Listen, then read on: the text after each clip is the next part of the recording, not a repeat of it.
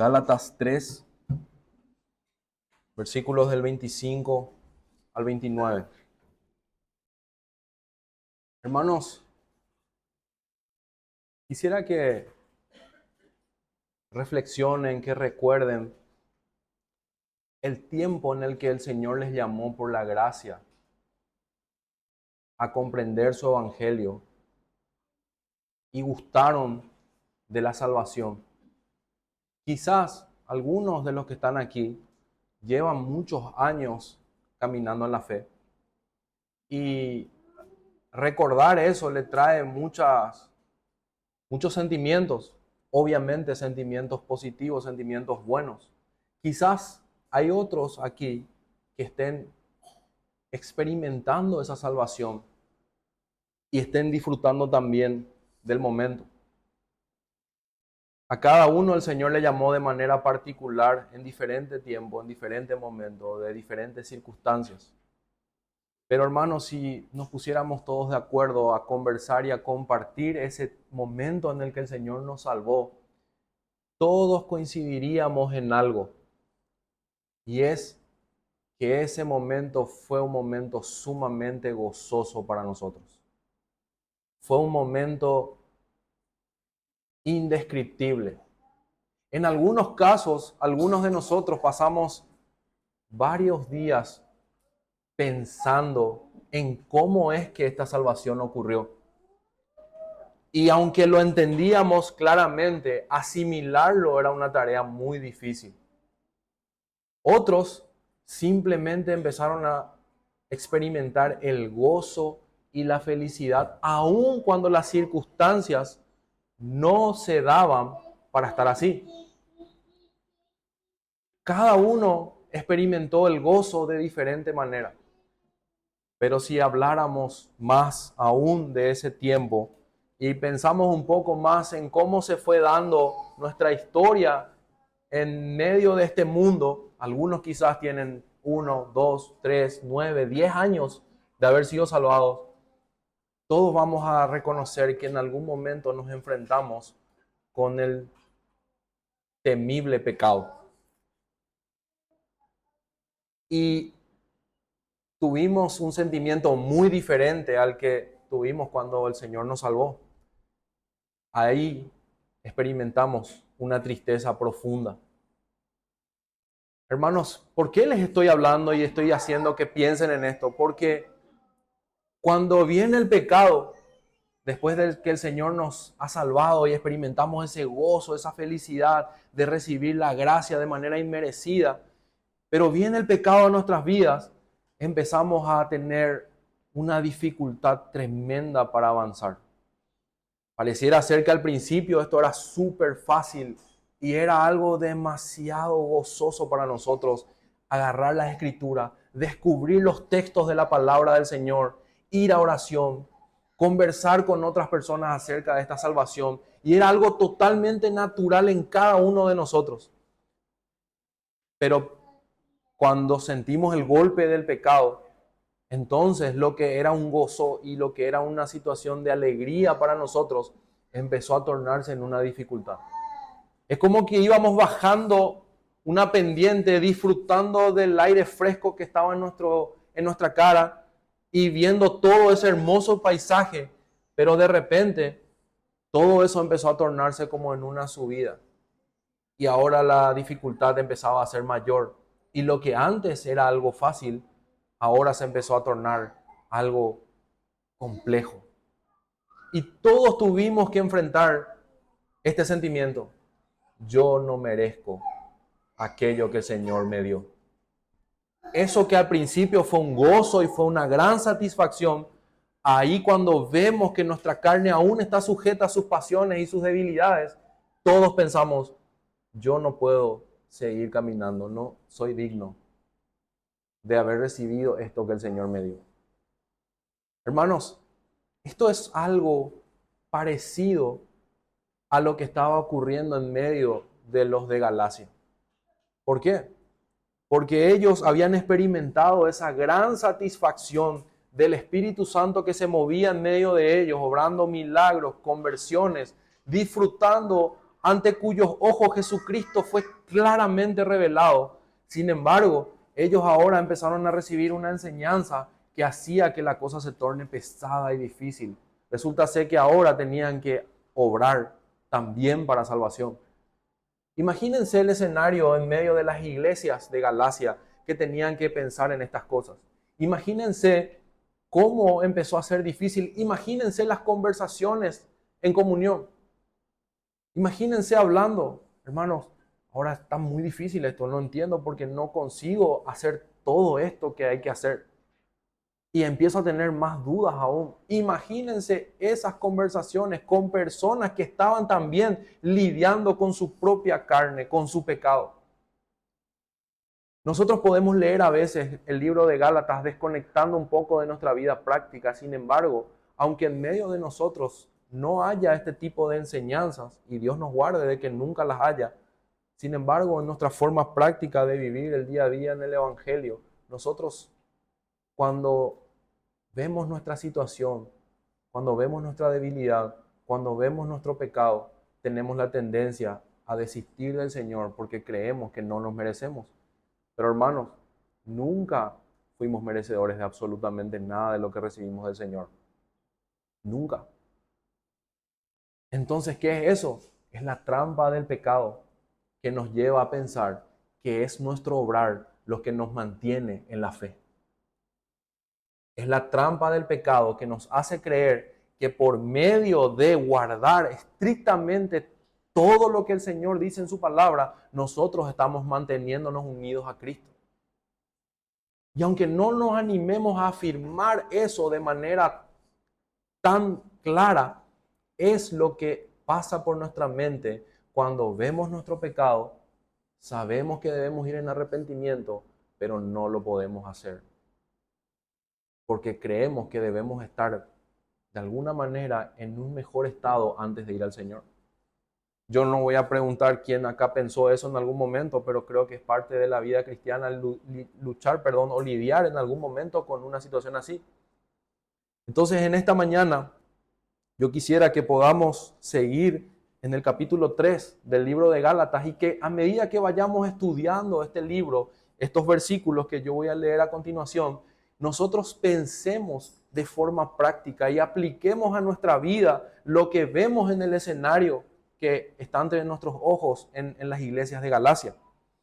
Pero antes de entrar a nuestro texto, yo simplemente quiero dar un contexto teniendo en cuenta que tenemos personas que nos visitan en esta mañana. Estamos estudiando de manera expositiva el libro de Gálatas, capítulo, versículo por versículo, y ya hemos iniciado una serie de predicaciones en el capítulo 3.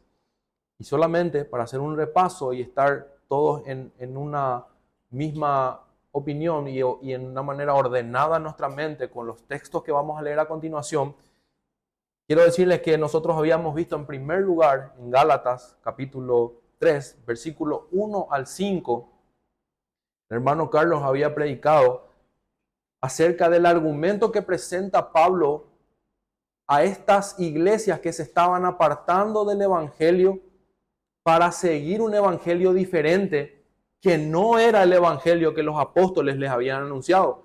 Falsos maestros judíos estaban metiéndose en medio de las iglesias de Galacia y le estaban enseñando que la fe solamente no era suficiente, que ellos también debían circuncidarse para salvación. Así que vamos a ver que una y otra vez en Gálatas capítulo 1 y Gálatas capítulo 2, Pablo lo que está haciendo es presentando una defensa, argumentando en contra de estas enseñanzas, pero específicamente les quiero poner el contexto del capítulo 3. Nosotros vimos que Pablo en estos textos del 1 al 5 usa la experiencia cristiana de los Gálatas y con esto les recuerda, ustedes habían experimentado una gran satisfacción en el evangelio. ¿Cómo es posible, dice Pablo, llamándole Gálatas insensatos, que ustedes se aparten hacia un evangelio totalmente diferente y olviden aquellas maravillas que el Espíritu Santo hizo en medio de ustedes? Ahora están dejando todo eso por tierra y están abandonando. ¿Acaso estas cosas ustedes las recibieron por el obrar o lo recibieron por la fe? Pero luego también vimos que Pablo presentó otra defensa y tomamos los versículos del 6 al 9 del capítulo 3, en donde Pablo presenta un pacto con Abraham, de Dios con Abraham, y nosotros habíamos estudiado que este pacto tenía un doble propósito. Por un lado, el pacto con Abraham anunciaba el nacimiento de un heredero directamente de Abraham, el cual nosotros sabemos que era Isaac. Pero por otro lado, ese heredero también estaba fundamentado en un sentido eterno, pensando en una simiente que en esta mañana el hermano Carlos nos estuvo recordando, ya fue anunciada en Génesis 3:15.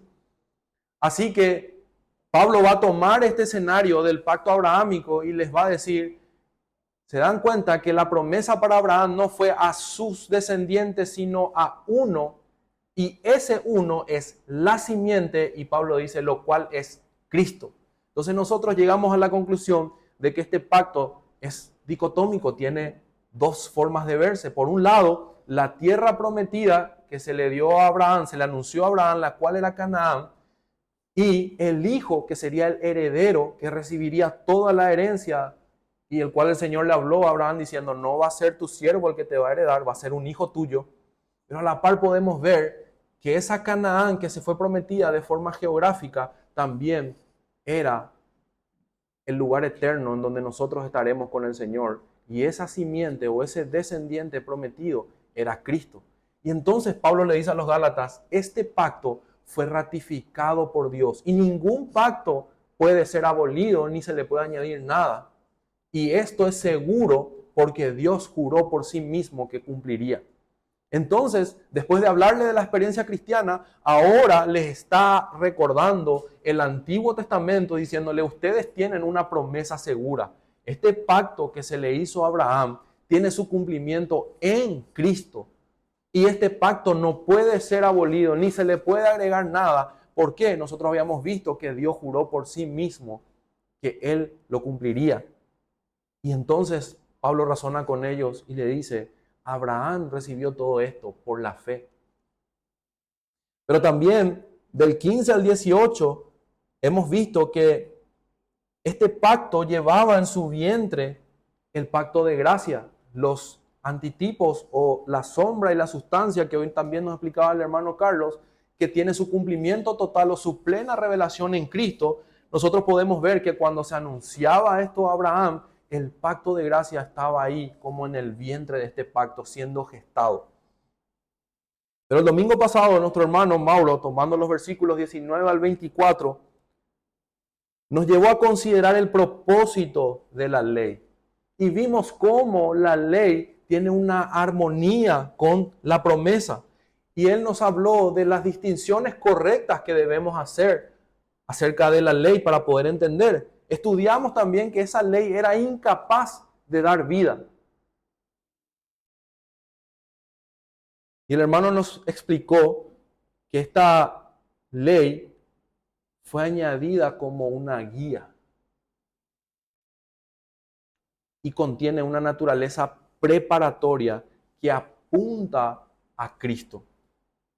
Y en esta mañana, hermanos, vamos a ver que Cristo es el cumplimiento. Yo le puse por título a este sermón, Cristo el cumplimiento perfecto. Cuando nosotros vemos todo este escenario que Pablo está enseñando a los de Galacia, vemos que los introduce ahora a una doctrina más profunda. Les lleva a considerar de manera más precisa la teología. Hermanos, la teología no es mala, porque la teología nos ayuda a comprender mejor a Dios. Y Pablo es un gran maestro y estamos siendo claros que, inspirado por el Espíritu Santo, está argumentando con todo tipo de hombres y mujeres que se encontraban en medio de las iglesias de Galacia. Gente muy entendida y muy docta y gente que quizás estaba empezando. Pablo presenta todos los argumentos necesarios. Es interesante lo que el hermano Mauro nos enseñó el domingo pasado cuando él nos dio el ejemplo de la sombra y la sustancia. Y recuerdan el ejemplo que puso de una persona que se acercaba y primeramente uno veía su sombra Y él decía que era muy tonto o insensato centrarse en la sombra una vez que ya tenemos a la persona enfrente. Entonces, aferrarse a las sombras no tiene sentido cuando nosotros tenemos el cumplimiento o la persona a quien esperábamos. Entonces, el día de hoy vamos a estudiar todo aquello que nosotros obtenemos de la sustancia que es Cristo. Todo lo que Cristo nos otorga y todas las cosas que fueron anunciadas en el Antiguo Testamento se cumplen en Él. Desde la promesa que se le dio a nuestros primeros padres de que vendría una simiente que aplastaría la cabeza de la serpiente, la cual es Satanás, y acabaría con la muerte, nosotros podemos ver que con la llegada de Cristo, todas esas profecías, todas esas promesas tienen su cumplimiento. Vamos a estudiar con 3 puntos, hermanos. En primer lugar, del versículo 25 al 26, para los que quieren tomar nota, veremos la llegada de la fe que pone fin a la ley. El versículo 25 al 26, la llegada de la fe que pone fin a la ley. Del versículo 27 al 28, vamos a ver que tenemos una identidad en Cristo. Del versículo 27 al 28, vamos a ver que tenemos una identidad en Cristo. Y por último, vamos a mirar el versículo 29, donde estudiaremos que somos el verdadero linaje y somos los verdaderos herederos de Abraham. Así que, hermanos, leamos, por favor, del versículo 25 al 29 de Gálatas 3, que dice así: pero venida la fe, ya no estamos bajo ayo, pues todos sois hijos de Dios por la fe en Cristo Jesús. Porque todos los que habéis sido bautizados en Cristo, de Cristo estáis revestidos. Ya no hay judío ni griego, no hay esclavo ni libre, no hay varón ni mujer, porque todos vosotros sois uno en Cristo Jesús. Inclinen sus rostros conmigo ahí, vamos a orar antes de exponer estos textos. Señor, gracias por tu preciosa palabra, Señor. Gracias porque podemos, Señor, en esta mañana ser alimentados por medio de ella. Señor, tu Espíritu Santo es quien nos ilumina, nos enseña, nos guía. Y yo te ruego, Señor, que en esta mañana, por medio de tu Espíritu, pueda, Señor, usarme para que mis hermanos puedan meditar, reflexionar y aplicar estos textos a sus vidas, Señor. Te ruego que seamos edificados, te ruego que seamos consolados y animados por medio de tu palabra. Te ruego estas cosas, Señor, en el nombre de Cristo Jesús. Amén. Hermanos, veamos primero la llegada de la fe que pone fin a la ley, versículo 25 al 26, y nos vamos a centrar específicamente en el versículo 25. Pero venida la fe, ya no estamos bajo ayo. El apóstol, hermanos, hace una afirmación contundente con respecto al fin de esta tutela. Por favor, tengan en mente, porque es muy importante todo lo que el hermano Mauro nos enseñó el domingo pasado, y de vuelta vamos a reforzar algunas ideas que él ya estuvo hablando. Así que Pablo dice que venida la fe, ya no estamos bajo ayo, y habíamos definido esta palabra como una guía, como un maestro que tenía un propósito temporal. Entonces, ¿qué quiere decir nuestro texto, hermanos, cuando dice que venida la fe, ya no estamos bajo ayo? ¿Acaso el apóstol está sugiriendo que la fe es introducida recientemente para este tiempo? Algunos afirman que en el Antiguo Testamento la salvación era por obras. Los dispensacionales y específicamente los clásicos afirman de que en el Antiguo Testamento la forma de salvación era por medio del obrar. Pero cuando nosotros leemos este texto que Pablo dice, venida la fe, ya no estamos bajo ayo, ¿acaso el apóstol está argumentando en favor de aquellos que dicen esto? Nuestra respuesta, hermanos, es, negativamente, es un no rotundo. ¿Por qué? Entonces, ¿qué quiere decir nuestro texto cuando nos dice esto? Respondemos, hermanos, de la siguiente manera. Si nosotros nos fijamos que en el versículo 23 del capítulo 3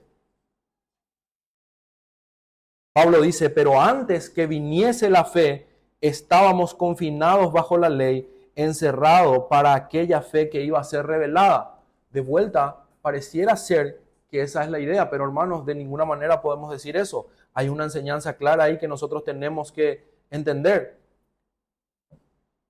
Permítanme porque pasó algo aquí. Ahí está. Pablo no está sugiriendo, hermanos, que es este tiempo en el que él está escribiendo a los de Galacia donde la fe se introduce. ¿Por qué? Porque ¿quién es el objeto de la fe? Nosotros miramos en Gálatas capítulo 2, versículo 16. Por favor, lean conmigo atrás. Dice, sabiendo que el hombre no es justificado por las obras de la ley, sino por la fe de Jesucristo, nosotros también hemos creído en Jesucristo para ser justificados por la fe de Cristo y no por las obras de la ley, por cuanto por las obras de la ley nadie será justificado. Noten aquí, hermanos, que el objeto de la fe es Cristo. Así que nuestro texto, cuando habla de venir a la fe, está apuntando a Cristo, que es el objeto de la fe. No está sugiriendo que la fe recién es para el tiempo de la iglesia del Nuevo Testamento. Hoy estudiamos providencialmente a la mañana que la iglesia ya se anuncia en el Antiguo Testamento, que ya podemos rastrear. ¿Por qué? Porque había hombres que creían en la promesa de que Cristo vendría y ese Cristo estaba representado o anunciado como la simiente. Aún no era claro, nosotros habíamos visto esto cuando estudiamos el pacto abrahámico, que no había una claridad aún de quién era esa simiente, y a eso nosotros habíamos visto también que mediante una revelación progresiva, esto iba siendo cada vez más claro. Es por eso que cuando llegamos a este capítulo y vemos el pacto con Abraham, nosotros podemos ver que empieza a ser más claro. Se trata de una descendencia que vendría, de donde saldrían reyes. Y de esa manera iba siendo más claro cada vez el linaje de Cristo. Y recuerdan que habíamos estudiado en Mateo capítulo 1 el propósito del por qué el Evangelio de Mateo arranca diciendo hijo de tal, hasta llegar a Cristo. Hermanos, podemos ver que ahí se cumple toda la descendencia del Mesías prometido. Así que cuando Pablo está hablando acá, venir a la fe, está haciendo referencia a Cristo. Y hermanos, es bajo el reinado de Cristo que la ley, como nos explicó el hermano Mauro, ya no tenía una vigencia. La ley había llegado ahora a su final. ¿Por qué? Porque ahora en Cristo nosotros podemos ver todo, absolutamente todo, cumplido. Pero al leer este pasaje también surge otra pregunta natural. Si ya hemos entendido que la fe apunta a Cristo, el objeto de la fe, entonces está sugiriendo el apóstol que ya no estamos sujetos a la ley moral de Dios. ¿Está diciendo Pablo que ahora ya no hay necesidad de la ley? No, hermanos, de ninguna manera. ¿Está abolida la ley? No, no está abolida la ley. Lo que Pablo está diciendo es importante y tenemos que prestar mucha atención para comprender. La ley sigue siendo necesaria en el día de hoy para la corrección. Sigue siendo necesaria para el crecimiento y para el entendimiento de la doctrina, así como también para que se manifieste quiénes son los reprobados. Es importante hacer esa distinción de la ley moral, la ley ceremonial y la ley judicial. Las leyes judiciales y ceremoniales tenían un propósito. Esos sacrificios que se tenían que hacer en el Antiguo Testamento por cada pecado tenía el propósito de que cuando vean ese escenario de degollar a un animal y que la sangre sea rociada, ellos puedan entender que esa era la paga del pecado. Y cuando estos animales eran sacrificados, nosotros podemos ver cómo el Señor hacía misericordia, pero no borraba el pecado del pueblo, sino que estos sacrificios, como dice Hebreos, simplemente aplacaban momentáneamente la ira de Dios. Así que la ley, hermanos, tenemos que afirmar con toda seguridad, sigue siendo necesaria el día de hoy. Y los judíos miraban atentamente estas leyes, las leyes ceremoniales, los rituales, los sacrificios. Era algo muy importante para ellos. Y es por eso que estos falsos maestros estaban introduciéndose en las iglesias de Galacia y estaban diciendo, ustedes no están haciendo lo que la ley manda. La ley manda que se circunciden. Y recuerden que las iglesias en Galacia estaban compuestas mayormente por gentiles y no eran circuncidados. Era el escenario ideal para que estos hombres introduzcan sus falsas enseñanzas. Y ya hemos hablado, y de vuelta quiero que pensemos, imagínense la gran confusión en medio de las iglesias de Galacia. Imagínense las conversaciones que habrán tenido, imagínense cómo ellos habrán también luchado en su mente si realmente estamos haciendo bien. ¿O acaso el Espíritu Santo no estaba en medio de ellos? Sí, hermanos, el Espíritu Santo estaba en medio de ellos. Hermanos, a veces en las iglesias se introducen herejías destructoras y es por eso que es la responsabilidad de cada miembro velar, porque la iglesia es columna y baluarte de la verdad. Y nosotros debemos de estar atentos ante esas cosas. Debemos estar atentos a lo que se enseña desde los púlpitos. Y eso implica, como hemos también estudiado, el compromiso que tenemos que tener, hermanos, con la verdad del Señor. La importancia de que crezcas en tu entendimiento de la palabra del Señor, en tu lectura diaria de las Escrituras. Así que, hermanos, nosotros vemos en este texto que venida la fe, ya no eran necesarios estos rituales, ya no eran necesarios estas leyes que ellos tenían. ¿Por qué? Porque ahora el objeto de la fe era Cristo. Noten lo que dice John Gill respecto a la continuidad de la ley moral. Él dice, Cristo ha venido como profeta para enseñar e instruir, como sacerdote para expiar el pecado e interceder por los transgresores, y como rey para gobernar y dirigir, en cuyas manos, y no en las de Moisés, está ahora la ley como regla de conducta y conversación. Fíjense, hermanos, es interesante y nos ayuda mucho el comentario de Gill para entender el propósito de la ley. Cristo vino a cumplir la ley. Recuerden sus palabras. Yo no he venido a abolir la ley, sino he venido a cumplirla. El inconveniente estaba en la distinción que no se tenía acerca de la ley. Venido Cristo, ya no hay necesidad de sacrificios. ¿Por qué? Porque Él ahora se entregó una vez y para siempre. Nosotros podemos ahora afirmar que esa ley moral refleja el carácter de Dios, pero hay algo muy importante. Ya las amenazas y la maldición no están sobre nosotros. Recuerden lo que esta ley decía, haz esto y vivirás. Y aunque nosotros hemos estudiado que esta ley no era capaz de dar vida, estábamos hablando en un contexto inmediato, estábamos refiriéndonos acerca de el vivir aquí en la tierra de cada judío que miraba la ley del Señor y de esa manera comprendía la naturaleza de lo que Dios quería. Hermanos, nosotros hoy podemos decir que podemos atentamente mirar la ley de Dios para nuestra santificación. Nosotros podemos a través de ella ver aquello que a Dios le agrada y aquello que a Dios le desagrada. Sabiendo que Cristo, hermanos, es el único que pudo cumplir perfectamente esa ley. Nosotros podemos descansar en eso. Ya no estamos bajo la maldición o las acusaciones de la ley, porque ahora Cristo es el cumplimiento perfecto de todas estas promesas. Porque es importante, hermanos, pensar en esto, porque muchas veces cuando vivimos nuestra vida cristiana, aunque decimos que entendemos esto, no lo aplicamos. Y entonces cuando uno habla con un hermano y le pregunta cómo está, el hermano dice, y no puedo volver al Señor.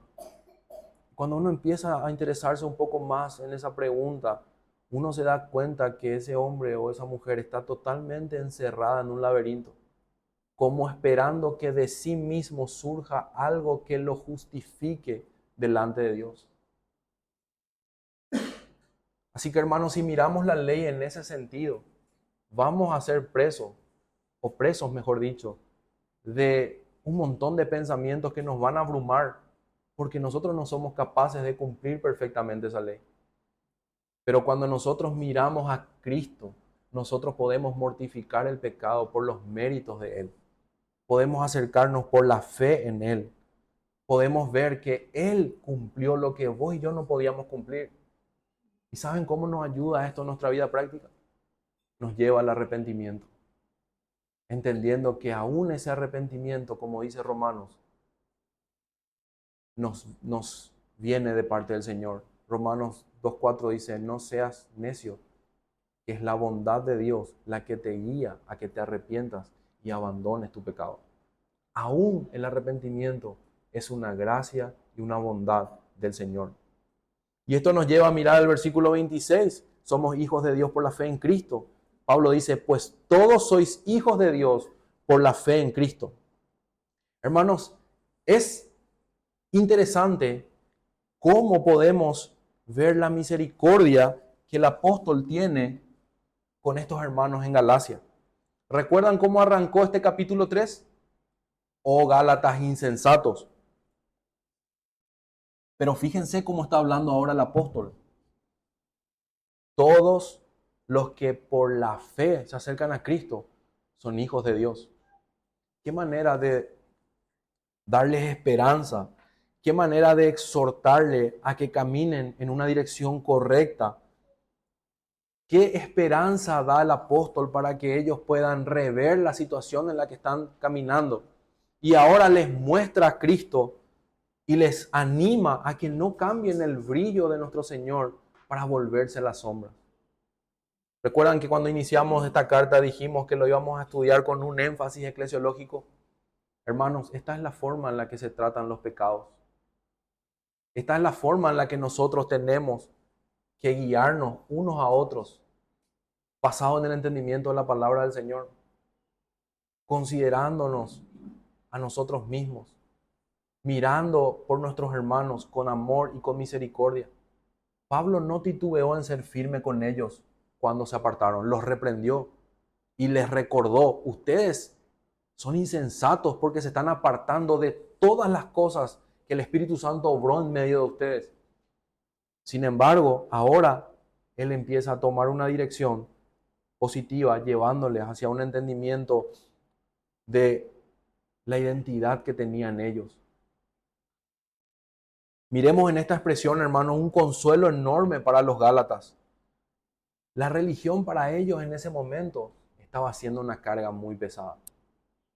Yo les animo a que sigan reflexionando acerca de los entretelones que se daban en las iglesias de Galacia. ¿Será que había gozo en medio de ellos? ¿Cómo será que se sentían todos en cuanto a el ser empujados a cumplir esta ley y esta carga que era pesada? Ellos estaban cargando algo difícil de sobrellevar. ¿No debería ser la vida cristiana gozosa, aunque ciertamente tengamos que pasar por aflicciones? Aunque ciertamente debe haber tristeza en medio nuestro, saber que Cristo nos ha salvado por pura gracia, de por sí tiene que ser un gran consuelo. Sin embargo, los de Galacia estaban sintiendo el peso de la religión. Hermano, ¿te has sentido alguna vez así? O quizás hoy, en esta mañana, te sientes así. Mirar esta carta, mirar estos textos, nos van a traer consuelo al ver quiénes somos delante de nuestro Señor. Somos hijos de Dios, pues todos sois hijos de Dios por la fe en Cristo Jesús. Si el Señor ha resplandecido en tu corazón, te ha mostrado tu pecado y has sentido la necesidad de un Salvador, este título calza perfectamente contigo, mi hermano, mi hermana. Eres hijo de Dios, eres hija de Dios. Y este título nosotros no lo obtenemos por naturaleza. ¿Por qué? Habíamos ya hablado de que Cristo es el heredero por naturaleza. ¿Y nosotros qué somos? Somos coherederos junto con Cristo. Él es la simiente prometida, cuya obediencia perfecta y perpetua nos ha sido imputada a nosotros. No debemos tener temor de usar esta identidad. Somos hijos de Dios por la fe en Cristo Jesús, por los méritos de Él, por lo que Él ha hecho por nosotros. Él ha obtenido para nosotros la adopción en la familia de Dios. Hermanos, nosotros caminábamos sin Dios. Nosotros no teníamos ninguna herencia. Nosotros no teníamos absolutamente nada más que nuestros pecados que nos acusaban una y otra vez. Y nosotros con el corazón más duro nos rebelábamos contra el Señor. Pero cuando el Señor nos salvó y cambió nuestro corazón, entonces ahora nosotros podemos ver todas las riquezas que obtenemos por medio de Cristo. Muchas veces nosotros no miramos estas cosas. Muchas veces no pensamos en estas cosas y entonces empezamos a vivir la vida cristiana haciendo todo el esfuerzo. Y no es que no tengamos que hacer el esfuerzo. No es que no tengamos que tener disciplina. No es que no tengamos que tratar duramente el cuerpo como Pablo lo dice. Yo golpeo mi cuerpo y lo someto. Sino, hermanos, que es importante entender que cuando hacemos estas cosas, lo hacemos por la fe en Cristo. Entendiendo que es Él quien obtuvo todo por nosotros. El apóstol es enfático, es por la fe que podemos recibir la bendición de ser hijos. No hay otra forma de ser hijos de Dios si no es por medio de Cristo. El Señor dijo, yo soy la puerta y el que por mí entrare, ese será salvo.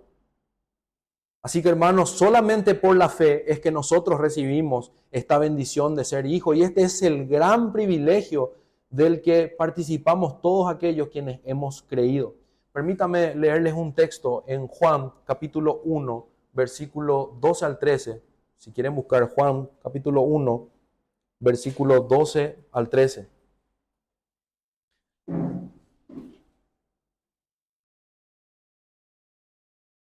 Mas a todos los que le recibieron, a los que creen en su nombre, les dio potestad de ser hechos hijos de Dios, los cuales no son engendrados de sangre, ni de voluntad de carne, ni de voluntad de varón, sino de Dios. Hermanos, somos hijos de Dios, engendrados por Él mismo. Qué gran consuelo es esto, hermanos. Y qué gran gozo seguramente tuvieron los hermanos en Galacia cuando estaban leyendo públicamente estas cartas. Es interesante cómo tan rápido ellos olvidaron esa identidad y empezaron a cargar con cosas muy pesadas sobre sus hombros.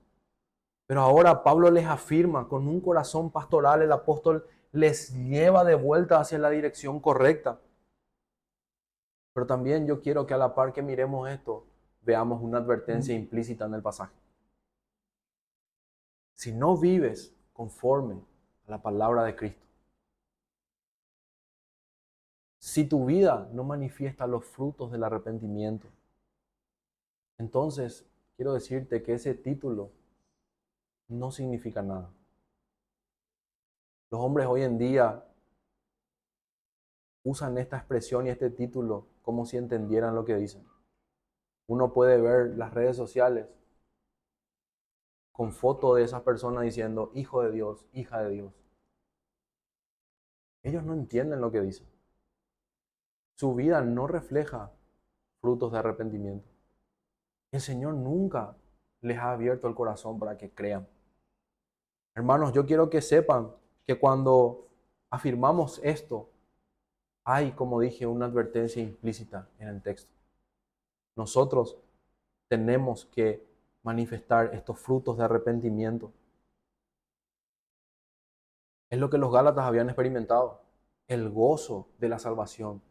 El arrepentimiento que viene por la fe en Cristo. El Espíritu Santo se movía en medio de ellos. Todas estas cosas no hubieran sido posibles, hermanos, si ellos no recibían el privilegio de ser parte de la familia de Dios. Esto nos ayuda también a poder mirar en nuestro siguiente punto. Tenemos una identidad en Cristo, versículo 27 al 28. Porque todos los que habéis sido bautizados en Cristo, de Cristo estáis revestidos. Ya no hay judío ni griego, no hay esclavo ni libre, no hay varón ni mujer, porque todos vosotros sois uno en Cristo Jesús. Diremos primeramente el versículo 27, hermanos, porque Pablo los sigue afirmando a ellos, les sigue hablando con esperanza, porque todos los que habéis sido bautizados en Cristo, de Cristo estáis revestidos. Hermanos, el apóstol no está afirmando de ninguna manera que el bautismo contiene una especie de poder que nos hace creyentes o nos regenera.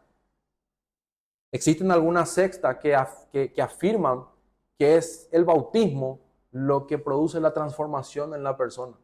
Pero nosotros no creemos eso, hermanos. Nosotros no vemos. De hecho, esto sería entrar en contradicción con el versículo 26 que ya hemos leído. Fíjense, pues todos sois hijos de Dios por la fe en Cristo Jesús. Pablo no puede de ninguna manera estar enseñando algo así. La Biblia no enseña algo así. Eso es una mentira, es una herejía con la cual a veces tenemos que combatir y tenemos que luchar. Hermanos, lo que entonces tenemos que preguntarnos es ¿por qué Pablo introduce una afirmación así en medio de este texto? ¿Por qué él habla acerca del bautismo? Nosotros podemos ver que en el pueblo judío y específicamente con Abraham, vemos que la circuncisión era una señal de ¿qué? Era una señal de pertenencia al pacto, ya lo habíamos visto. Era la forma en la que ellos pertenecían al pacto, o mejor dicho, a el pueblo étnico, a la Israel étnica. Pero Abraham recibió la circuncisión antes de creer o después de creer. La Biblia es clara con respecto a eso. Él estando incircunciso fue que creyó y recibió la señal como una especie de señal, valga la redundancia, externa de lo que ocurrió con él. Así que cuando nosotros vemos acá que el apóstol está hablando del bautismo y nos dice que porque todos los que habéis sido bautizados en Cristo, de Cristo estáis revestidos, tenemos que ver que lo que el apóstol está afirmando es que entre ellos, entre los de Galacia, habían personas que fueron salvadas, regeneradas, revestidas. Y cuando usa esta expresión, revestidas de Cristo, quiere decir que primeramente tuvo que haber un despojo. Primeramente tuvieron que despojarse de algo para poder revestirse de Cristo. Así que Pablo les dice a ellos, este bautismo con el cual ustedes participaron es una señal externa de una salvación interna, de algo que se dio en el corazón de ustedes. Nosotros podemos afirmar que este sacramento sirve como una señal externa. Cuando nos bautizamos, no estamos diciendo, al fin ya no soy un pecador, ahora soy regenerado. Estamos diciendo, yo creo en el Señor Jesucristo. Él me ha salvado. Doy testimonio público de que hubo un cambio, una transformación en mí. El bautismo entonces vendría a ser la señal externa como la circuncisión que recibió Abraham después de creer en la promesa. Quiero que miremos juntos el siguiente pasaje en Romanos capítulo 4, versículo 11. Romanos 4, versículo 11. Dice también Pablo en esta carta, y recibió la circuncisión como señal, como sello de la justicia de la fe que tuvo, estando aún incircunciso, para que fuese padre de todos los creyentes no circuncidados, a fin de que también a ellos la fe les sea contada por justicia. Abraham, hermanos, recibió la justificación estando aún sin ser circuncidado. Pablo dice que esto fue así, hermanos, con el propósito de que sea padre de todos los creyentes no circuncidados. Y se acuerdan que habíamos visto que en la mente del Señor los gentiles no eran una opción B del plan de Dios.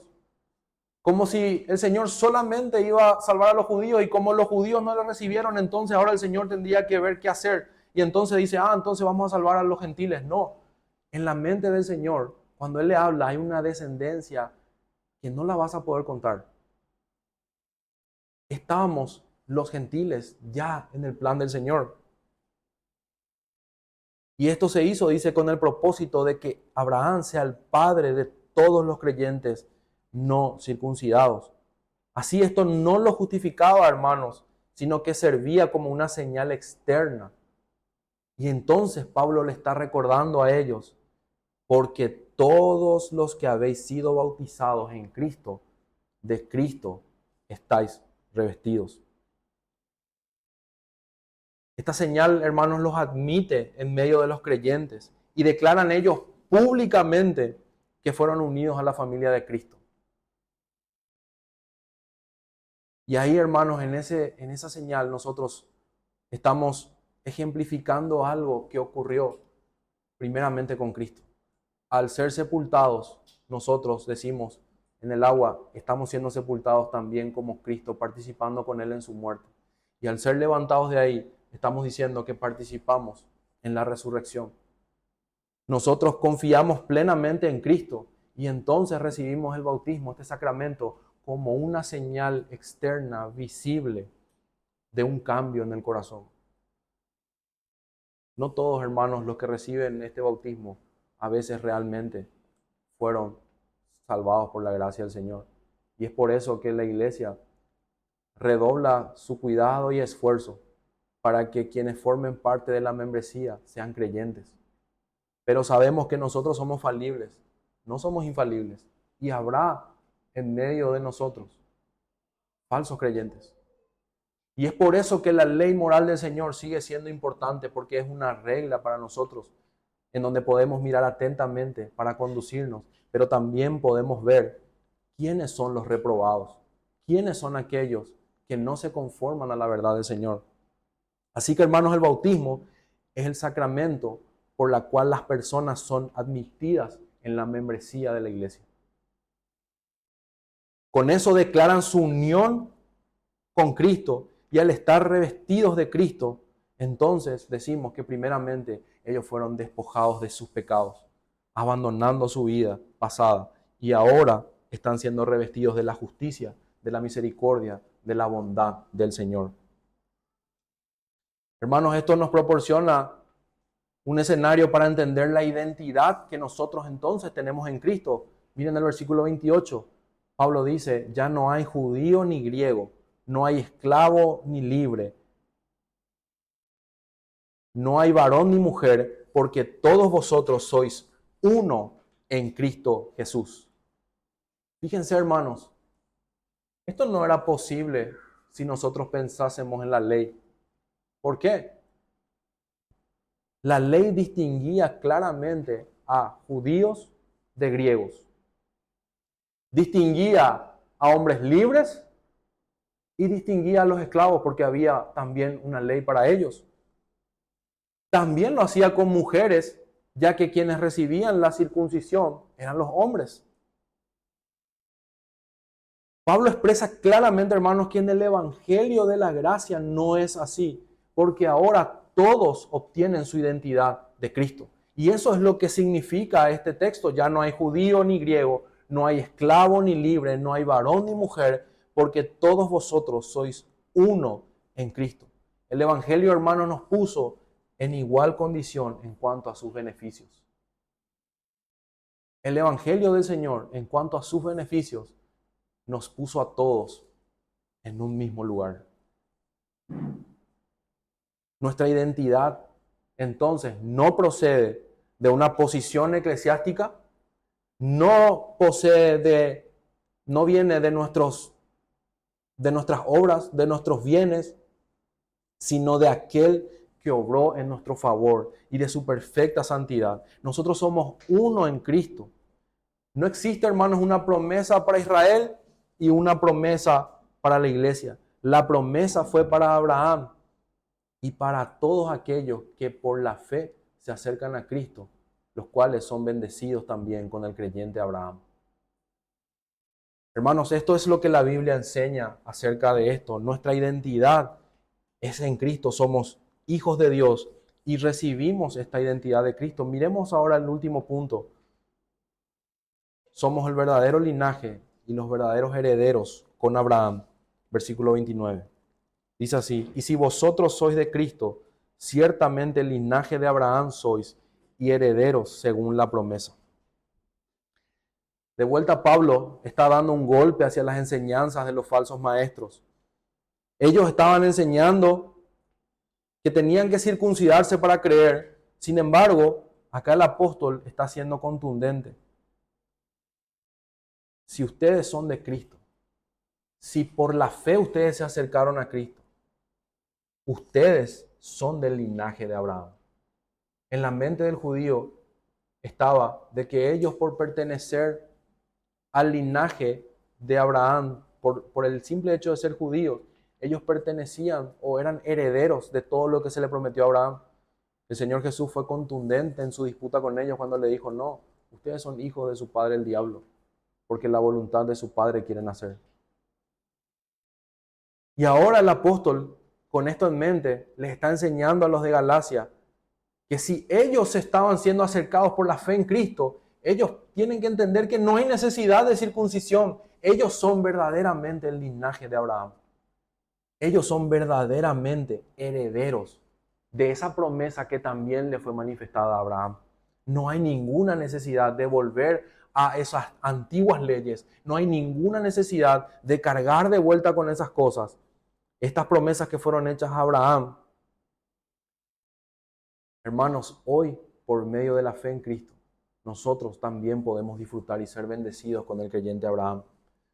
El apóstol hizo toda esta explicación en el capítulo 3, hablando acerca del pacto con Abraham, mostrando cuál era el verdadero significado, cuáles eran las sombras, cuáles eran el cumplimiento, la sustancia de todo. ¿Para qué? Para llegar a este punto y decir: así que, hermanos, todos aquellos que son de Cristo, ciertamente son linaje de Abraham y herederos según la promesa.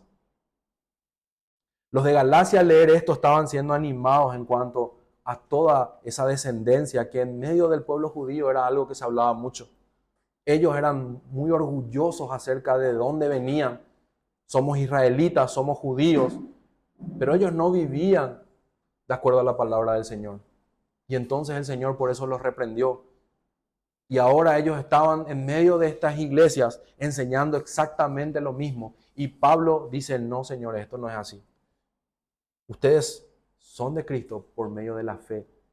Si se acercaron a Cristo por la fe, no hay absolutamente nada que tengan que hacer más. Son el linaje de Abraham.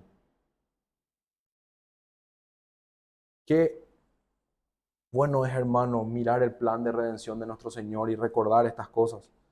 Nosotros deberíamos de pensar en estas cosas y alegrarnos. ¿Por qué? Porque nosotros estábamos viviendo alejados de estas promesas, ajenos totalmente a los pactos.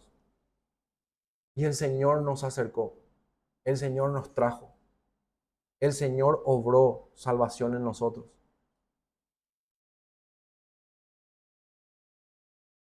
Mis hermanos, los que estaban en la iglesia de Galacia se habían alejado del verdadero evangelio, por ende, de Cristo. Y todo lo que ellos necesitaban ahora mismo no lo tenían. ¿Por qué? Porque estaban confiando en sus obras, estaban caminando por sus fuerzas. No mires la carta a los Gálatas pensando que esto no es algo que pueda afectarte a vos o a mí. No leas esta carta creyendo de que esto no es factible que ocurra contigo. Porque también nosotros a veces olvidamos estas promesas, olvidamos quiénes somos. Y cuando el pecado nos da con todo y nos golpea, a veces no conseguimos hacer lo correcto porque no creemos que somos merecedores del perdón de Dios. Y te repito, no mereces absolutamente nada. Todo lo que tenés es por gracia. Todo lo que hoy el Señor permite que tengas es por gracia. En esta mañana yo quisiera que consideremos para terminar lo siguiente, hermanos. Nosotros en Cristo, quien es el cumplimiento perfecto, tenemos absolutamente todo lo que necesitamos. Podemos tomar todo, absolutamente todo de Él. Todo lo que necesites. La Biblia dice: a todos los sedientos, venid a las aguas. Y a los que no tienen dinero, venid, comprad y comed. Venid, comprad sin dinero y sin precio vino y leche. Cristo, hermanos, es el cumplimiento perfecto en quien se consuma todo lo prometido. De Él, vos y yo obtenemos nuestra verdadera identidad y consuelo. Él es nuestra salvación. Él es nuestro gozo. Él es la herencia incorruptible, incontaminada e inmarcesible, la causa de nuestra adopción. Es el que nos ha liberado de la esclavitud. Es nuestra santificación diaria y es nuestra redención final. Es la fuente de nuestra paz. Es la fuerza en nuestra debilidad. Es tu abogado defensor ante el acusador. Es la purificación de tu conciencia. Puesto, hermanos, que si la sangre de los machos cabríos rociados sobre los elementos que se habían contaminado se purificaban, cuanto más la sangre rociada, que habla mejor que Abel, puede purificarnos de la contaminación, del mundo, del pecado. Él es la mortificación real de nuestros pecados, puesto que nuestro viejo hombre fue crucificado con Cristo para que el cuerpo de pecado fuese destruido, a fin de que no sirvamos más al pecado. Hermanos, podríamos seguir citando todo lo que nosotros obtenemos de Cristo. Podríamos seguir hablando horas y horas, pero hay algo importante que tenemos que pensar cuando vemos todas estas cosas que obtenemos del Señor. Y es lo siguiente: debemos honrar a Cristo. Quiero que piensen en ese escenario. La sangre de los machos cabríos se rociaba sobre los elementos que eran contaminados para que así vuelvan a ser purificados. ¿Hay algo que vos y yo necesitamos hacer para que el Señor nos purifique en esta mañana de nuestros pecados y nos lave? Absolutamente nada, hermano, solamente creer en el Señor, arrepentirnos, venir en fe a Él. Porque si esa sangre pudo purificar esos elementos, esta sangre es preciosa. Es la sangre del Hijo por naturaleza que se entregó por nosotros. Entonces, hermanos, ¿por qué vivimos sin honrar este sacrificio? ¿Por qué caminamos a veces solamente confiando en nuestros propios méritos o confiando en nuestras obras o en lo que nosotros debemos hacer? Porque aunque a veces hay un entendimiento de lo que la palabra del Señor dice, el pecado nos engaña. Y nosotros necesitamos venir a Cristo en esta mañana, consagrarnos a Él. No mirar nuestras debilidades, nuestras incapacidades, sino confiar en Cristo, amarle, servirle, deleitarse en Él. El Señor Jesús obtuvo todas estas cosas para que nosotros podamos ser coherederos junto con Él. Rechazar todo esto es igual de insensato como los de Galacia. Abandonar estas promesas para obtener una justificación por aquello que yo hago o dejo de hacer es totalmente absurdo. En esta mañana nosotros podemos mirar estos versículos y recordarnos a nosotros mismos y recordar a nuestro corazón que la única forma en la que somos purificados y lavados de nuestra contaminación es por medio de esta sangre preciosa. Como dice su palabra, hay una fuente inagotable, carmesí, en la cual el pecador puede lavarse. Esa fuente, hermanos, nunca se agota. Si hay pecado en medio de nosotros, si hay una autoconfianza en seguir este camino basado en lo que yo hago o dejo de hacer, sería bueno que reflexionemos, pensemos, nos arrepintamos y digamos al Señor: no es con mi fuerza, sino es con tu espíritu. No es con lo que yo haga o deje de hacer, es con tu gracia. Y ahí, cuando entendamos esto, podemos mirar la perfecta ley del Señor y buscar someternos a ella, sabiendo que la única forma de la que podamos hacer eso es por la fe en Cristo. Pero también quiero decirte en esta mañana que este beneficio o estos tesoros que obtenemos de Cristo está solamente reservado para aquellos que son hijos de Dios por la fe en Cristo Jesús. Pero en esta mañana el Señor permite que, si no has aún disfrutado de eso, puedas venir en arrepentimiento y fe al Señor. Arrepentirte de tus pecados, pedir al Señor que te perdone, pedir al Señor que todas estas cosas que su palabra promete también puedan ser en esta mañana para vos. Y el Señor nunca echa fuera a aquellos que vienen a Él. Vamos a orar, hermanos.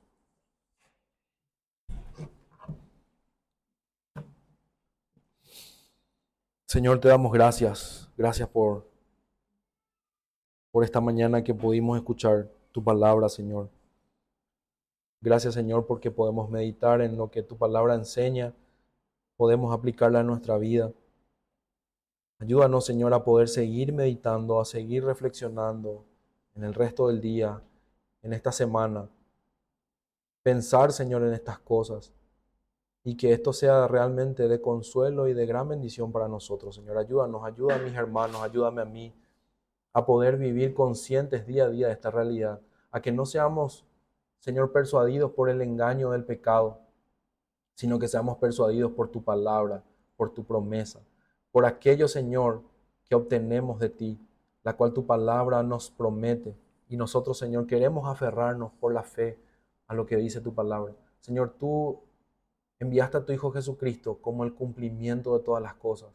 Y nosotros podemos mirar atentamente a Él y poder, Señor, recibir ese consuelo, esa purificación, esa gracia inmerecida, Señor, para poder caminar en nuestra vida cristiana. Te damos gracias, Señor, y oramos en el nombre de Cristo Jesús. Amén.